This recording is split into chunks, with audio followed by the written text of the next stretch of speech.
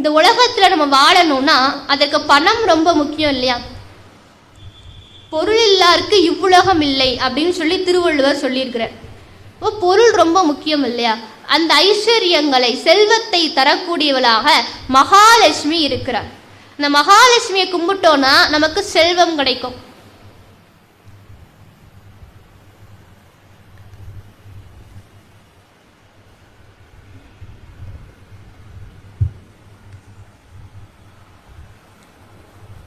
அந்த மகாலட்சுமி எல்லாருக்கும் செல்வத்தை வாரி வழங்கக்கூடியவளாக இருக்கிறார். துப்புள் அப்படின்ற ஒரு இடத்துல அவதாரம் பண்ணவர் தேசிகர் அப்படின்றவர். அவர் ஒரு ஹைகிரீவர் உபாசகர், நரசிம்மர் பக்தர், மகாலட்சுமியுடைய பக்தர். அவர் நிறைய ஸ்தோத்திரங்கள் எல்லாம் பாடியிருக்கிறார். நிறைய ஸ்தோத்திரங்கள் இந்த மாதிரி நிறைய பாடியிருக்கிறார். சமஸ்கிருதத்தில் பல பாடல்கள்லாம் பாடியிருக்கிறார். அவர் திருவந்திபுரத்தில் வாழ்ந்தார். ஒவ்வொரு இடமா அங்கேயும் ஒவ்வொரு இடமா போய், ஏன்னா இவங்கெல்லாம் வந்து எங்கேயாவது தானே கிடைக்கிற இடத்துல தங்கிப்பாங்க இல்லையா? ஒவ்வொரு ஊராக போய் அங்கே கொஞ்ச நாள் இருக்கக்கூடியவர்கள். மகான்கள் எல்லாருமே அப்படிதான், ஒவ்வொரு இடத்துல இருக்க மாட்டார்கள். எங்கேயாவது சுற்றி ஏதாவது ஒரு கோவில் அந்த மாதிரி இடங்கள்ல வசிக்கக்கூடியவர்கள். இந்த தேசிகர் திருவந்திபுரம் அப்படின்ற ஒரு இடத்துல வாழ்ந்தார். அப்படி வாழ்ந்து கொண்டு இருக்கிற பொழுது யாரெல்லாம் இவரை தேடி வர்றாங்களோ அவங்களுக்கெல்லாம் என்னென்ன பிரச்சனை இருக்குதோ பிரச்சனையெல்லாம் தீர்க்கக்கூடியவராக அவர் இருந்தார். யாராவது வந்து எனக்கு இந்த மாதிரி பிரச்சனைன்னு சொன்னால் அம்பாள்கிட்ட பேசி அந்த பிரச்சனையை தீர்த்து தரக்கூடியவளாக அந்த தேசிகர் இருந்தார். இந்த தேசிகரை அந்த ஊரில் ஒரு 10 பேர் 15 பேருக்கு பிடிக்கல. அவங்கெல்லாம் பேசிக்கிறாங்க ஒன்றா கூட்டமாக கூடி. இந்த தேசிகர் என்னன்னா எங்கேருந்து வந்தார்னே தெரியல. வெளியூர்லேருந்து வந்து இந்த ஊரில் இருந்துக்கிட்டு, அதுவும் நம்ம ஊரில் இருந்துக்கிட்டு, ஏதோ பெரிய மகானா அம்பாள் பக்தரா அம்பாள்கிட்ட நேராக பேசுவாராம். மகாலட்சுமிகிட்ட நேரடியாக பேசுவாராம். அவருடைய பிரச்சனையெல்லாம் தீர்த்து வைப்பாராம். எல்லாம் இவரை நம்பி எல்லாம் இவர்கிட்ட போயிட்டுருக்காங்க. நம்மளை விடவா இவர் பக்தி செஞ்சுட்டார், நம்ம எவ்வளோ கோவிலுக்கு எவ்வளோ கொடுக்குறோம், எவ்வளோ திருவிழாக்களை ஏற்று நடத்துகிறோம், எவ்வளோ யாகம் பண்ணுறோம், எத்தனை பண்ணிகிட்டு இருக்கோம். நம்மளை விடவா அவன் பக்தி செஞ்சுட்டான். அதுவும் அந்த தேசிகர் எப்படி இருப்பார்னா ரொம்ப எளிமையாக இருப்பாராம். கையில் காசே வச்சுக்க மாட்டார். யாராவது ஏதாவது கொடுத்தாங்கன்னா வாங்கி சாப்பிடுவார், அவ்வளோதான். அவர்கிட்ட காசும் கிடையாது. சாதாரணமாக ஒரு துண்டு தான், வேஷ்டி தான் உடுத்திருப்பார். ரொம்ப எளிமையானவர். எல்லாம் இவரை பார்த்து ஒரு மாதிரி பொறாமப்படுறாங்க. எல்லாம் இவர்கிட்ட போகிறாங்களே, இவர் என்ன அவ்வளோ பெரிய ஆளா, இவர்கிட்ட வந்து கையில் ஒரு 10 பைசா கிடையாது, ஒன்றும் கிடையாது, இவர்கிட்ட போய் எல்லாரும் வந்து கேட்குறாங்களே, இவர் என்ன அவ்வளோ பெரிய மகானா அப்படின்னு சொல்லி எல்லாம் பேசிக்கிறாங்க. ஏன்னா யாராக இருந்தாலும் ஒரு சில பேருக்கு பிடிக்காதவங்களும் சில பேர் இருப்பாங்க இல்லையா? அப்போல்லாம் அவங்க நினைக்கிறாங்க, எப்படியாவது இவர் இந்த நம்ம ஊரை விட்டு துரத்தணும், இல்லைன்னா இவரை எப்படியாவது அவமானப்படுத்தணும். எல்லாம் இவரை நம்பிட்டு இருக்கிறாங்கல்ல, இவரை எப்படியாவது அவமானப்படுத்தணும், இந்த ஊரை விட்டு துரத்தணும் அப்படின்ற ஒரு எண்ணத்தில் நிறைய பேர் சுற்றிட்டு இருக்கிறாங்க. அந்த சமயத்தில் ஒருத்தர் அந்த கூட்டமாக உட்காந்து பேசிகிட்டு இருக்கிறாங்க இல்லையா, அந்த பக்கம் வந்து அவர் அந்த கூட்டத்தில் இருக்கிறவங்க பார்த்து கேட்குறார், ஐயா நான் வந்து என்னுடைய மகளுக்கு திருமணம் வச்சுருக்கிறேன். திருமணம் நடத்தக்கூடிய அளவுக்கு என்னிடத்துல வசதி கிடையாது. அதனால் அவளுடைய திருமணத்துக்கு ஏதாவது உங்களால் முடிஞ்ச பொருளுதவி கொடுத்து உதவி பண்ணுங்க அப்படின்னு சொல்லி கேட்குறேன். ஏன்னா அந்த காலத்துலலாம் அந்த பழக்கம் இருந்தது. அவங்கள முடியாதவங்களாக இருந்தாங்க அப்படின்னா அவங்க என்ன பண்ணுவாங்களாம், பெண்ணுடைய மகளுக்கு திருமணம் அவங்க காசு வேணும் அப்படின்னா அந்த பெரிய ஜமீன்தார்கள் இந்த மாதிரி பெரிய பெரிய இடத்துல போய் கேட்பாங்க. அந்த பெரிய பெரிய பணக்காரங்கள்லாம் என்ன பண்ணுவாங்கன்னா ஒரு தாம்பூலத்தில் சேலை, மஞ்சக்கயிறு, குங்குமம் எல்லாமே வச்சு, தாலி கயிறு எல்லாமே வச்சு கொடுக்குற வழக்கம் வந்து இருந்தது. இப்போ கூட வந்து அரசாங்கமே வந்து ஏழை திருமணம் அப்படிலாம் நடத்துகிறாங்க. அது மாதிரி அந்த காலத்துலேயே அந்த பழக்கம் இருந்தது. அப்போது மகளுக்கு திருமணம் வேண்டி கேட்குறாங்க, இந்த மாதிரி என்னுடைய மகளுக்கு திருமணம் வச்சுருக்கேன், உங்களால் முடிஞ்ச பொருள் உதவி பண்ணுங்க அப்படின்னு சொல்லி கேட்குறாங்க. அப்போது அந்த கூட்டத்தில் இருக்கிறவங்களாம் பார்த்தாங்க. அப்போ அவங்களுக்குள்ளே பேசிக்கிறாங்க, இதுதாண்டா சரியான நேரம், அந்த தேசிகரை இதை வச்சு அவமானப்படுத்திடலாம் அப்படின்னு சொல்லிட்டு அவங்களாம் சொல்கிறாங்க, ஐயா எங்ககிட்டலாம் அவ்வளோ பொருள் வசதியெல்லாம் கிடையாது. இந்த பக்கத்து தெருவில் ஒரு மரத்தடியில் ஒரு தேசிகர்னு ஒருத்தர் உட்கார்ந்துருப்பார். அவர்கிட்ட வந்து யார் என்ன பிரச்சனை சொல்லி கேட்டாலும் அதுக்கு தீர்வு கொடுப்பார். அவர்கிட்ட போய் கேளுங்க. நீங்கள் கேட்டதுக்கு மேலே உங்களுக்கு கொடுப்பார் அப்படின்னு சொல்லி சொல்கிறாங்க. அப்படியா, சரி அப்படின்னு சொல்லிட்டு இந்த கேட்ட யாசகம் கேட்டு வந்தார் இல்லையா, அவரும் போகிறார். அப்படி போகிற பொழுது ஒரு சில பேர் தெருக்களில் போயிட்டுருக்குறாங்க இல்லையா, அவங்கள பார்த்து கேட்குறார், ஐயா இங்கே தேசிகர்னு ஒருத்தர் இருக்கிறாராமே, அவர் எங்கே இருக்கிறார் அப்படி சொல்லி கேட்கும்போது அவங்க சொல்கிறாங்க, தேசிகரா, அவரை பார்க்க வந்திருக்கிறீங்க, அவர் அந்த மரத்தடியில் உட்காந்துருக்கிறார் போங்க அப்படின்னு. இவருக்கோ பார்க்குறார், பரவாயில்லையே அவருக்கு இவ்வளோ மரியாதை இருக்கா, அப்போது என்ன கேட்டாலும் கொடுப்பார், அப்போ நம்ம மகளுக்கு திருமணத்துக்கு அவர் கண்டிப்பாக பொருளுதவி தருவார் அப்படின்ற ஒரு நம்பிக்கையோடு போகிறார். எல்லார்ட்டையும் போகிறார், நிறையா பேர்கிட்ட கேட்குறாரு அவங்க எங்கே உட்காந்துருக்கிறார் அப்படிலாம் சொல்லிட்டு கேட்டுட்டு விசாரிச்சுட்டு அவர் போகிறார். போனால் ஒரு மரத்தடியில் அந்த தேசிகர் உட்காந்துருக்கிறார். அவர்கிட்ட போய் இந்த யாசகம் கேட்டு வந்தார் இல்லையா, அந்த யாசகம் கேட்டு வந்தவர் போய் கேட்குறார், ஐயா என்னுடைய மகளுக்கு நான் திருமணம் வச்சுருக்கிறேன், ஆனால் என்னிடத்துல அவ்வளோ பொருள் வசதி கிடையாது, உங்ககிட்ட கேட்டால் நீங்கள் தருவீங்கன்னு சொன்னாங்க, உங்களை நம்பி வந்திருக்கிறேன் அப்படின்னு சொல்லி நீங்கள் எனக்கு உதவி பண்ணுங்க அப்படின்னு சொல்லி அவர் கேட்குறார். இதை கேட்ட உடனே தேசிகர் பார்த்தார், அவரிடத்துல 10 பைசா கிடையாது. இவங்க எதுக்கு இதெல்லாம் என்ன அப்படின்றது அவரால் அந்த ஞானத்தில் புரிஞ்சுக்கிறார். நம்மளை அவமானப்படுத்த வேண்டும் அப்படின்றதுக்காக நமக்கு பிடிக்காதவர்கள் தான் இப்படி செஞ்சிருக்கிறாங்க அப்படின்னு சொல்லி புரிஞ்சுக்கிறார். இந்த யாசகம் கேட்டு வந்தார் இல்லையா, இவர் பின்னாலே அந்த கூட்டமும் வந்திருக்குது. ஏன்னா இவர் எப்படி அவமானப்படுறான்றத பார்க்கறதுக்காக, எப்படி அவர் இல்லைன்னு தானே சொல்லுவார், அவர்கிட்ட தான் 10 பைசா கிடையாது, இவர் எப்படி கொடுப்பார் அப்படின்னு சொல்லி என்னதான் நடக்குது அப்படின்னு சொல்லி பார்க்கறதுக்காக அந்த கூட்டம் இவர் பின்னாலே வந்திருக்குது. அப்போது அந்த தேசிகர் என்ன பண்ணுறார், அந்த யாசகம் கேட்டு வந்தார் இல்லையா, அவருடைய கையை பிடிச்சி காஞ்சிபுரம் ஆலயத்துக்கு கூட்டிகிட்டு போகிறார். வரதராஜ பெருமாளுடைய ஆலயம், தேவநாத பெருமாள் சுவாமி இருக்கிறார். பக்கத்தில் மகாலட்சுமி பெருந்தேவி தாயார்னு அவங்களுக்கு பேர். அந்த சன்னதி முன்னாலே இவரை கூட்டிகிட்டு போகிறார், அந்த யாசகம் கேட்டு வந்தவரை. அப்படி அம்பாளுடைய சன்னதி, மகாலட்சுமியோட சன்னதி, அந்த சன்னதிக்கு முன்னால் யாசகம் கேட்டு வந்தவரை நிப்பாட்டுறார். அந்த தேசிகரும் அந்த சன்னதி முன்னால் நிற்கிறார். மகாலட்சுமியை பார்த்து கேட்குறார். அப்போது இந்த கூட்டம் இருக்கு இல்லையா, அவங்களும் பின்னாடியே வந்திருக்கிறாங்க. அது மட்டும் இல்லாமல் அந்த ஊர்க்காரங்களும் வந்திருக்கிறாங்க. இவர் என்ன கோயிலுக்குள்ளே கூட்டிகிட்டு போகிறாரே, என்ன நடக்க போகுதுன்னு தெரியலேன்னு சொல்லிட்டு ஊரெல்லாம் திரண்டு அந்த இடத்துக்கு வந்துட்டாங்க, கோயிலுக்கு வந்துட்டாங்க. என்னதான் நடக்குதுன்னு சொல்லி பார்க்குறதுக்காக ஊரே திரண்டி வந்துடுச்சு. கோவிலில் எல்லாரும் சுற்றி எல்லாம் நிற்கிறாங்க, என்ன நடக்குது அப்படின்றத பார்க்கறதுக்காக. அப்போது அந்த தேசிகர் மகாலட்சுமியை பார்த்து கேட்குறார், பெருந்தேவி தாயார் அவங்கள பார்த்து கேட்குறார், தாயே இவர் அவருடைய மகளுக்கு திருமணம் வச்சிருக்கிறார், பொருள் கேட்டு என்னிடத்துல வந்திருக்கிறார், என்கிட்டயோ எந்த பொருளும் கிடையாது, என்கிட்ட எந்த ஒரு பணமும் கிடையாது, எல்லா செல்வங்களும் இருப்பது உன்கிட்ட தானே, இவர் என்கிட்ட கேட்டு வந்திருக்கிறாரே, நான் போய் யார்கிட்ட கேட்கறது, உன்கிட்ட தானே நான் கேட்க முடியும், நீ தான் எனக்கு எல்லா இவர் கேட்ட அந்த செல்வத்தை கொடுக்கணும், அந்த குபேரனுக்கே செல்வத்தை கொடுக்கக்கூடியவள் நீ தானம்மா, உன் பக்கத்தில் இருக்கிறதுனால தானே நாராயணரே செல்வந்தரா இருக்கிறார், எல்லாருக்கும் செல்வத்தை வாரி வழங்கக்கூடியவள் நீதானம்மா, நீ தான் அவருக்கு வேண்டிய பொருளுதவி கொடுத்து உதவி பண்ணணும்னு சொல்லி அந்த இடத்துல ஸ்ரீ துதி அப்படின்னு சொல்லி சோஸ்திரம் படிக்கிறார். சோஸ்திரம்னா பாட்டு, 25 பாடல்கள் படிக்கிறார் சமஸ்கிருதத்தில். 25 சோஸ்திரங்களை படித்தார், அதற்கு ஸ்ரீ துதி அப்படின்னு பேர். இந்த 25 சோஸ்திரங்களையும் படித்து முடித்த உடனே மகாலட்சுமி கிடுகிடுன்னு இறங்கி வராலாம். எப்படி இறங்கி வராலாம், பொற்காசுகளா இறங்கி வராலாம். இந்த சந்நிதிக்கு முன்பாக பொற்காசுகள் மழை போல கொட்டிட்டே இருக்குதாம், மழை மாதிரி கொட்டிட்டே இருக்குது, நிப்பாட்டாம நிக்காம கொட்டிட்டே இருக்குது, விழுந்துட்டே இருக்குது, யார் வேணா வந்து எடுத்துக்கோங்கன்ற மாதிரி அவ்வளோ பொற்காசுகள் மேல இருந்து சந்நிதிக்கு முன்பாக விழுந்து கொண்டே இருக்கிறதாம். எல்லாரும் அதிசயமா பாக்குறாங்க, ஆஹா அப்படின்னு சொல்லி என்னோட அற்புதம் இது, சன்னதிக்கு முன்பாக மலை போல இப்படி பொற்காசுகள் குவியல் குவியலா கொட்டிட்டே இருக்குதே. இந்த சொல்லுவாங்க இல்லையா, கொடுக்கிற தெய்வம் கூரையை பிச்சுட்டு கொடுக்குண்டா, அந்த மாதிரி சன்னதிக்கு முன்பாக பொற்காசுகள் கொட்டிட்டே இருக்குது. அப்போ அந்த தேசிகர் இந்த யாசகம் கேட்டு வந்தார் இல்லையா, அவரை பார்த்து சொல்றார், ஐயா மகாலட்சுமி கருணை காட்டு இருக்கிறாள், அருள்மழை பொழிந்திருக்கிறாள், உங்க பொண்ணுக்கு வேண்டிய பொருளை, அவள் திருமணத்துக்கு வேண்டிய பொருளை நீங்க எடுத்துக்கோங்க அப்படின்னு சொல்றாரு. இதே வேற யாராவது இருந்திருந்தா, ஆஹா இவ்வளோ பொற்காசுகள் அதுவும் கூட்டிகிட்டே இருக்குதே, நிறைய பொற்காசுகள் இருக்குதே, உடனே அந்த இடத்துல வேஷ்டி அவுத்து விரிச்சு அதில் உள்ள எல்லா பொற்காசுலையும் எடுத்துட்டு, அப்பயும் திருப்தி வராது. இது முன்னாடியே தெரிஞ்சிருந்தா வீட்டில் இருந்து ஒரு 4-5 பேக் கட்டப்பை எல்லாமே எடுத்துட்டு வந்திருக்கலாமே, தெரியாம போச்சே அப்படின்னு நினைச்சிருப்பாங்க.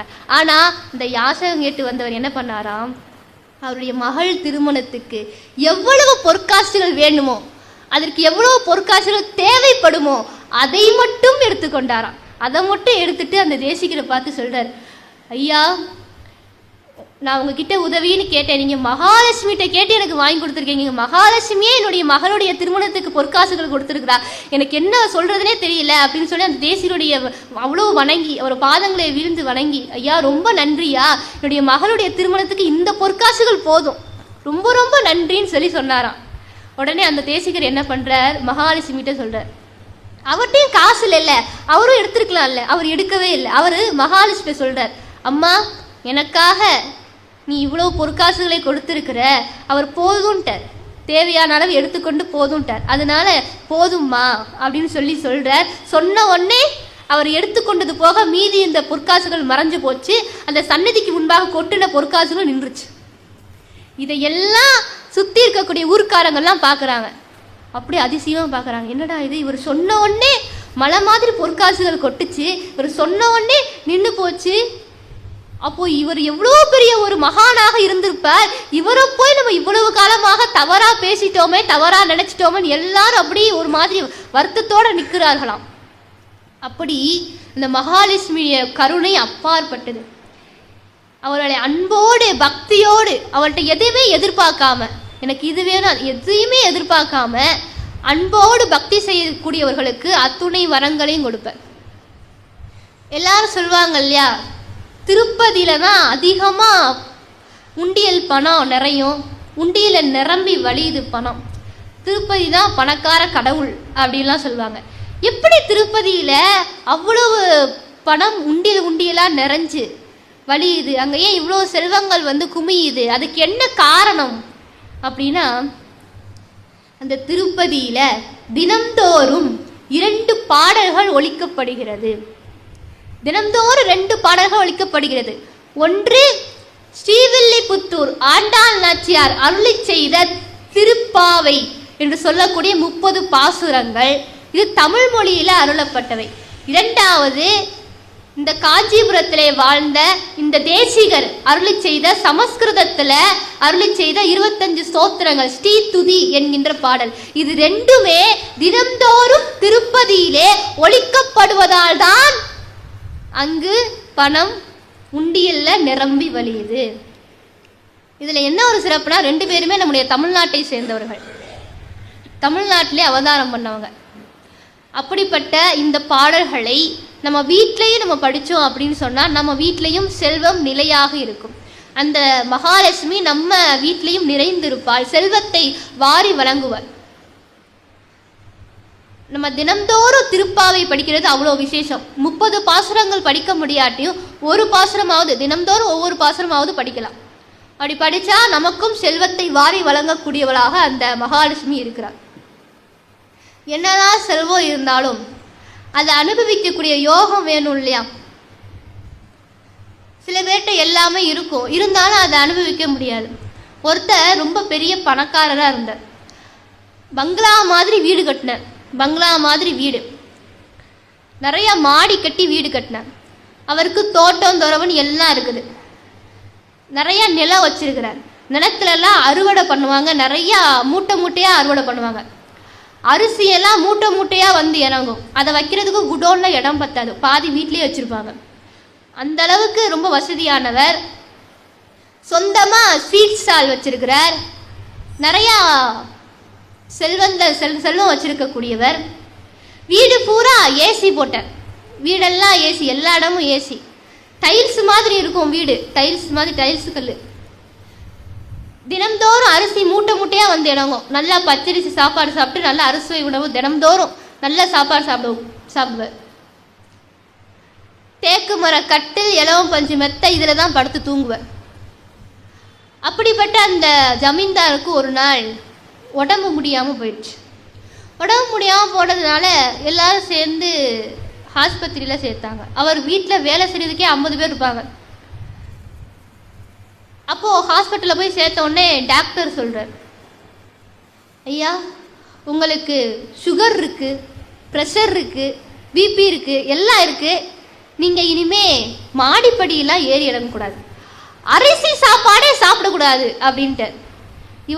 அவர் குடோன்லே அரிசி மூட்டை வைக்க இடம் பார்த்தாது, பாதி வீட்டில் வச்சுருப்பாங்க. அப்படிப்பட்டவர் அரிசி சாப்பாடே சாப்பிடக்கூடாது, கம்மங்கூழு கேப்ப கஞ்சி தான் குடிக்கணும், இந்த சீட்டை கண்ணால் கூட பார்த்துடாதீங்கன்ட்டார். அவரும் சொந்தமாக 4 ஸ்வீட் ஸ்டால் வச்சுருக்கிறார். சீட்டை கண்ணாலையும் பார்த்துடாதீங்க, நீங்கள் மாடிப்படியெல்லாம் ஏறி இறங்காதீங்க, ப்ரெஷர் இருக்குது, மூச்சு வாங்கும், இழப்பு வந்துடும், கீழே பாய் விரித்து படுத்துக்கோங்க, ஏசிலலாம் படுக்காதீங்க, உங்களுக்கு அது ஒத்துக்காது, இயற்கையான காற்றுல தான் நீங்கள் படுக்கணும் அப்படின்னு சொல்லி டாக்டர் சொல்லிட்டாங்க. இது மாதிரி கேட்டால் தான் உங்கள் உடம்பு நல்லா இருக்கும் அப்படின்ட்டாங்க. இவ்வளோ வசதிகள் இருந்தும் அவரால் எதையுமே அனுபவிக்க முடியாமல் போயிடுச்சு. அதான் சொல்வார்கள், என்னதான் இருந்தாலும் அதை அனுபவிக்கக்கூடிய யோகம் இருக்கணும். அது வேணும்னா என்ன பண்ணணும்? மகாலட்சுமியை கும்பிடணும்.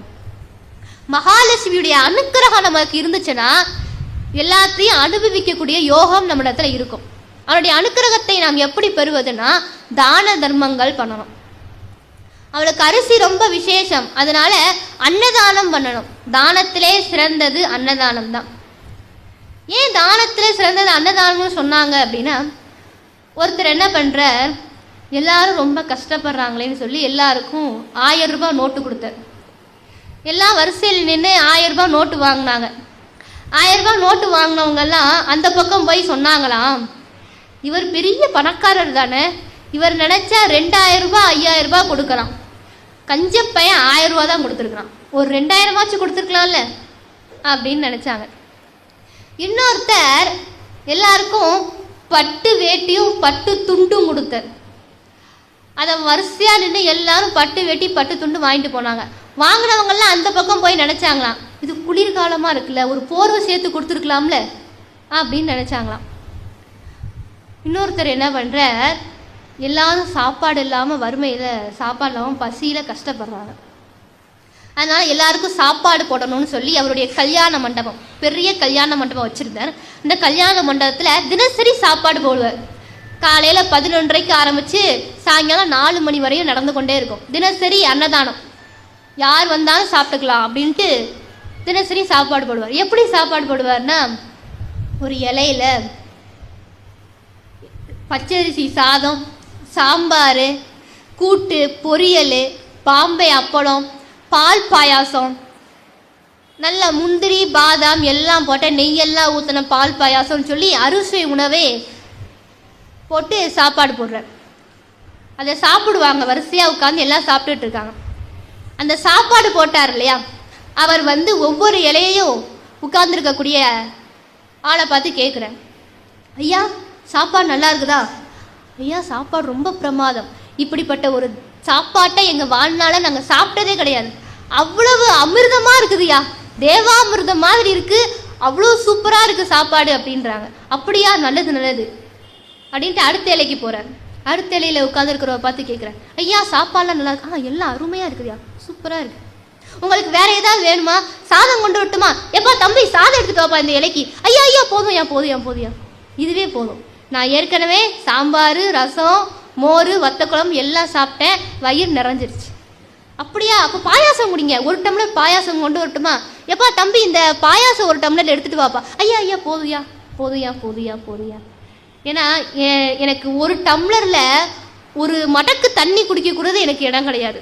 1 மடக்கு தண்ணி குடிக்க கூட என்னுடைய இடம் கிடையாது. வயிற்றுல ஃபுல்லாக நிறைஞ்சிருக்கு, என் வயிறு நிறைஞ்சு மனசும் நிறைஞ்சிருக்கு, இதுக்கு மேலே என்னால் சாப்பிட முடியாது, போதும்ன்ட்டு. சரி, நான் அடுத்த இலையை பார்த்து கேட்குறேன், ஐயா உங்களுக்கு ஏதாவது வேணுமா? இல்லையா, போதுயா, எல்லாம் சூப்பராக இருந்தது சாப்பாடு, இதுக்கு மேலே எங்களால் எதுவும் சாப்பிட முடியாதுயா, எல்லாம் வயிறு நிறைஞ்சிருச்சு, போதுயா அப்படின்ட்டு. எல்லா இலையும் போய் கேட்குறாரு, எல்லாரும் போதும்னே சொல்கிறாங்க. இதில் என்னென்னா, முதல்ல ஒருத்தர் 1000 ரூபாய் கொடுத்தாரு, அப்போ போதுன்ற மனசு வரல, ஒரு 2000 ரூபாய் சேர்த்து கொடுத்தது நல்லா இருக்குமே அப்படின்னு நினச்சாங்க. இன்னொருத்தர் பட்டு வேட்டி பட்டு துண்டு கொடுத்தார், அப்பையும் போதுன்னு மனசு வரல, ஒரு போர்வை சேர்த்து கொடுத்தா நல்லா இருந்திருக்குமே நினச்சேன். ஆனால் இங்கே ஒரு அன்னதானம் பண்ணுறார், எல்லாம் போதும், சாப்பிட்டு அத்தனை பேருமே போதும், எனக்கு வேண்டான்ட்டாங்க, இனி எனக்கு வேண்டான்ட்டாங்க. ஏன் இந்த அன்னதானத்துக்கு இவ்வளோ சிறப்புனா, இந்த அன்னதானத்தில் மட்டும்தான் அந்த தானத்தை பெறக்கூடியவர்களுக்கு போதும் என்கின்ற மனநிறைவு வரும். அந்த போதும் என்கின்ற மன நிறைவு இந்த அன்னதானத்துல மட்டும்தான் வரும். அதனாலதான் தானத்திலே சிறந்தது அன்னதானம் தாங்க. ஏன்னா இந்த அன்னதானத்துலதான் உடலும் வளர்ந்து உயிரும் வளர்கிறது. உண்டி கொடுத்தார் உயிர் கொடுத்தாரே அப்படிம்பாங்க. அதனால சாப்பாட்டுக்கு இவ்வளோ சிறப்பு. அப்படி அன்னதானம் பண்ணா மகாலட்சுமியுடைய அனுக்கிரகத்தை நாம் பெறலாம். ஒரு பழமொழி ஒன்று சொல்லுவாங்க, தனக்கு மிஞ்சியே தானமும் தர்மமும் அப்படிம்பாங்க. இதில் என்னன்னா சில பேர் இதுக்கு பொருள் சொல்லும் போது சொல்லுவாங்க, தனக்கு கொஞ்சம் எடுத்து வச்சுக்கிட்டு தான் தான தர்மம்லாம் பண்ணணும், தனக்கு போகத்தான் தான தர்மம்லாம் பண்ணணும் அப்படின்னு நினைப்பாங்க. ஆனால் அந்த அர்த்தத்தில் இந்த பழமொழி சொல்லப்படலை. இந்த பழமொழியுடைய உண்மையான அர்த்தம் என்னன்னா, இப்போ இந்த உலகத்தில் நம்ம வாழ்ந்து கொண்டிருக்கிறோம். என்றைக்காவது ஒரு நாள் இந்த உலகத்தை விட்டு நம்ம போக போகிறோம். அப்படி போகிற பொழுது நம்ம எதை கொண்டுட்டு போக போகிறோம்? 2 வீடு இருக்கும், 2 வீட்டையும் விட்டுட்டு தான் போக போகிறோம்.